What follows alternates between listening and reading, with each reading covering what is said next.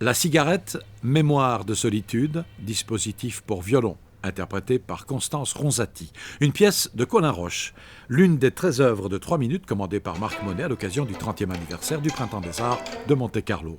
Composer une œuvre de 3 minutes, un défi pour un musicien. Je me suis demandé, au-delà de la trace que je ne pouvais donc pas laisser, comment laisser une trace ? Et pour laisser une trace, il fallait que je sois au plus près de ce que moi je fais 3 minutes avant un concert.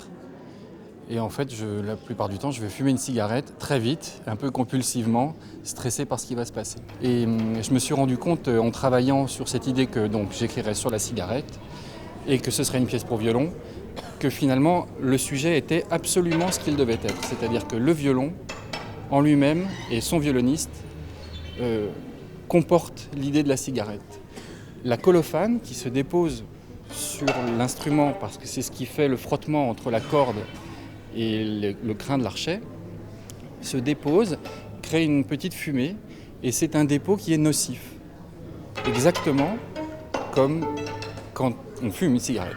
Et je me suis dit à ce moment-là, quand j'ai compris ça vraiment de manière consciente, que j'étais exactement dans le sujet.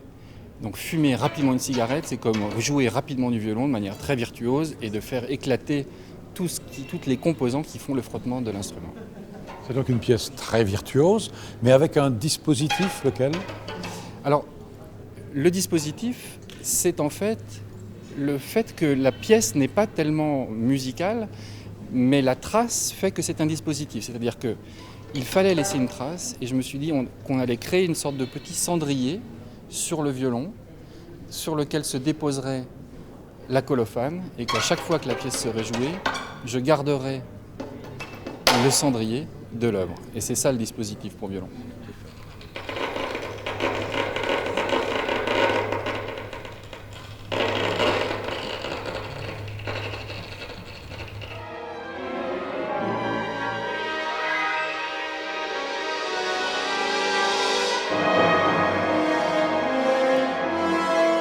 Dimanche 23 mars, suite du portrait Alexandre Scriabine, avec notamment Salle des Princes du Grimaldi Forum, 2 œuvres majeures du compositeur russe, interprétées par l'Orchestre Philharmonique de Monte-Carlo sous la direction de Mikhail Jurovski.